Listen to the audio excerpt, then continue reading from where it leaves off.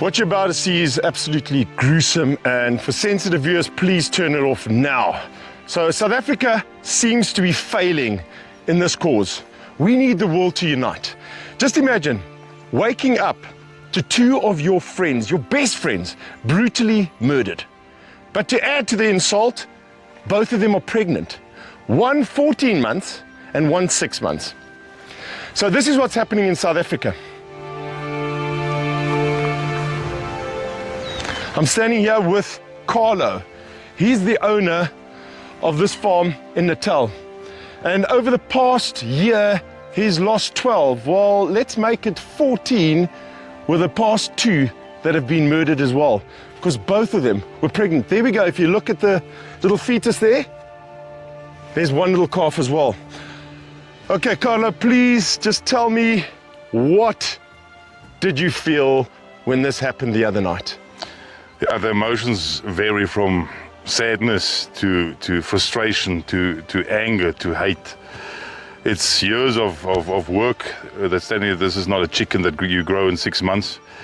This is work of years and years of looking after these animals. And like, this is a female and her daughter just lies around the hill here. And she's pregnant with the first calf. So it's at least 10 years of trying to protect these animals and to produce more rhinos and to further the species. But why are you keeping rhinos if we're not doing anything about it in our country to be able to preserve them properly? It's a passion. Rhinos are very special to me, and I don't want to be the guy giving up on them. You know, it's an emotional thing in our family. My wife is threatening, and she says, "Get rid of the rhinos. You're putting our family in danger." It's a whole crazy feeling, unsurety. Your staff, every night you're going out there, you don't know what to meet. But we need to fight for these animals.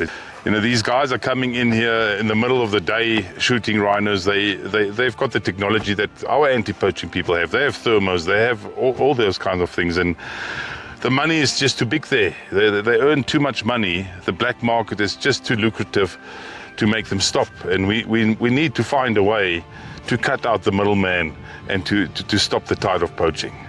I was in the old Natal Park Sport, and that's where I really grew to love the animal. It's a very special animal. These animals have character. These animals portray Africa for me. It's this old dinosaur type of animal that has been roaming and surviving all decades and decades of African hardness. And it's just part of our culture. It's part of Africa. It's part of us as South Africans. And I think we owe it to the species to protect it as far, because it's the human greed that does this. There's nothing else. How many rhinos did you start off with? I made a loan at the bank and I bought my first 2, a bull and a cow. How many were you sitting with before they killed the 12? We had a population of about 26 rhinos. So from 2 to 26. In a matter of 12 years. How much does it cost to preserve the rhinos on your farm? Per 1,000 hectare, it will cost you well into 1.5 million a year just on security. At the end of the day, it is not a winning business formula. It's a passion that you follow. And that's just a problem. But it gets to that point now. If the rhino can't pay for itself, for its own protection anymore, we are not all Bill Gates, and we don't all have the kind of money. And somewhere passion weighs up to reality. What can you get for it? No one wants a rhino anymore. It's just a big liability. No one wants to go through the stress of protecting these animals. It's become a dangerous war. But the world is stopping you from legalizing the rhino horn. They have this fantasy of the savanna of Africa where the rhinos are running free and stuff like that. But this fantasy costs money, and it's money that South Africa doesn't have. If the world wants to see the rhino, what do they need to do? There's definitely 2 aspects. South Africa needs to get their shit together and fight corruption, fight the whole system, the justice system. You can't arrest a person with an unlicensed rifle and a rhino horn in his possession and he gets a 2,500 rand bail. it's not going to work. We're not going to win this war in that way. Have you seen that happen? It has happened, and it is still happening. We have some really good judges that are really pro-rhino, and they deny bail, and they really keep the cases open. But you get certain areas in South Africa where the guy walks in there, has the charges of illegal firearm possession and rhino horn, everything, and he walks away with a 2,500 rand fine. I've had over 9 cases of rhino poaching cases that I've registered in the police. Not one has been solved. Not one. First of all, we need to build up a security network that can follow up on all these leads and follow up on all these syndicates and so forth. And second of all, we need to support the farmers that are willing to give up land to keep these animals. They need funding, they need cameras, they need technology, they need drones, they need manpower to be able to conquer this, because they're coming from all sides. You must always remember, the poacher has the time. He sits there and he hits you when he feels the time is right, and you have to be ready 24 hours a day. And that kills you. It drains you. I just can't understand why we can't just have a zero tolerance on rhino poaching. Make it clear to the whole world, if you enter this property, you have a good chance to be shot. But no, we have to play clean, and we get the red cards, and they just carry on without rules. And the only solution that I see is legalize the trade. Give this animal its value. It has the gold on its nose. It is a renewable source. And bring down the value in the chain. And the people that need it, we've got thousands of tons lying in the Kruger National Park and National Park Sport and Natal Park Sport and everywhere of horn that has been gathered over the years. Flood the market with that and take the money and change it into protection for the rest of the species that is left. What does your wife feel? What do your children feel about it?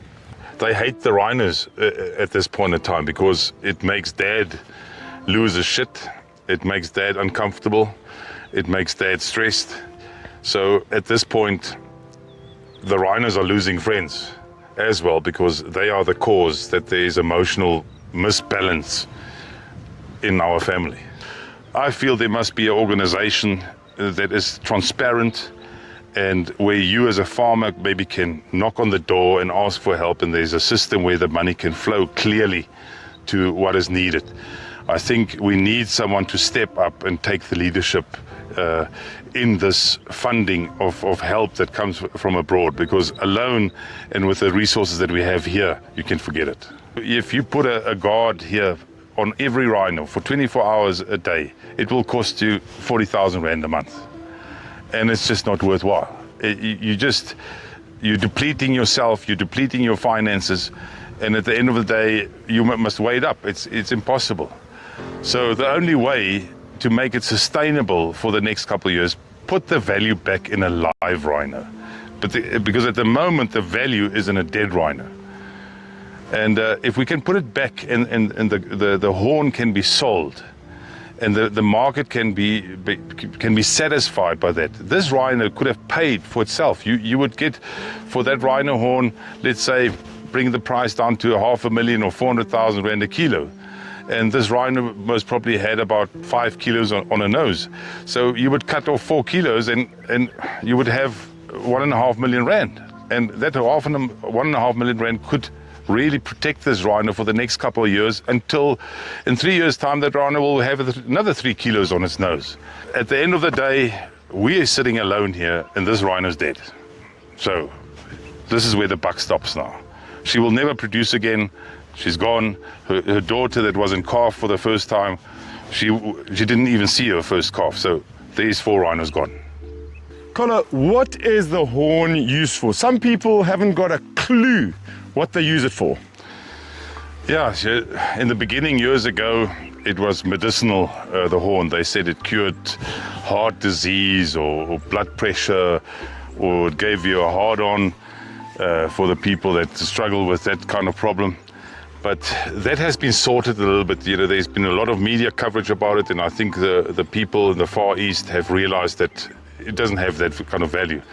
But now it really comes to agreed point of view, where that horn has been taken and things are made, you know, knife handles or any kind of souvenirs are made out of that horn, and that I really find sickening. You know, the really rich buy these kind of knives or these kind of items that are made out of the horn. It's a prestige item that's being produced to the cost of an animal. I'm just going to change the subject quickly. So you came across the second rhino, it was still warm. Did they manage to get the horn off that?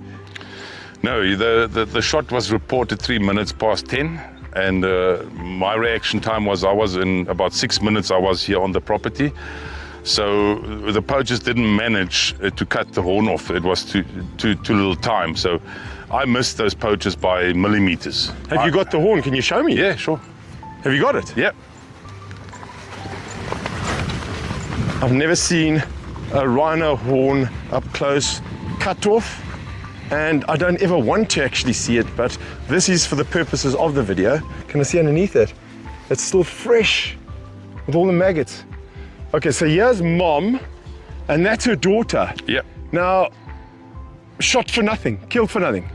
Yeah, killed for the horn, but they didn't manage to get the horn off because we were just too quickly onto the scene. According to what we can gather from this, the mum was shot about 8 o'clock. We had a weathery storm, so we didn't hear the shot, and the guards were just busy on a shift change. And her shot went off at 3 minutes past 10, and I was here on the scene, let's say 7 minutes later. And so the poachers didn't have the chance to take the horn off. Okay, so you've got the chance to be able to sell that and recoup the money and pay for guards. Are you allowed to? No. Once again, there was a court decision in Bloemfontein a couple of weeks ago where they said the trade South Africa will allow the export of rhino horn.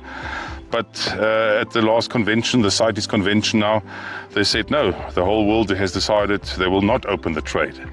So her life stopped there. Her legacy stopped right there at that mountain with her and the calf that she had in her. But if I take this 3 kilos and I would say we get 500,000 rand a kilo, you know, with the going rate of 80,000 US dollars, the thing would drop the price. And I could have 1.5 million. And we made the calculations, 2 guards for 1 month, 40,000 rand. So Bob's your uncle, you know, you're in the ponds. You can employ 4 or 6 guards on her name that will protect the other species that are here. And if you dehorn the horn, you would cut it here. You don't cut into the nerve system, so you will most probably sit with 1.5 kilo. But she can produce her own protection every year. If they have enough feed and they are happy, they grow back their horn. It's like your fingernail. And why can't we just snip off that 1 kilo of excess nail and pay for the protection of this rhino? Easy as that. Poachers don't care about emojis. Explain this to me quickly. Poachers don't care about emoji because I haven't seen an emoji or a sad face or a thumbs up stop a bullet. And the world must really stop turning a blind eye on all this information that we're putting out there. It's not your problem, it's my problem.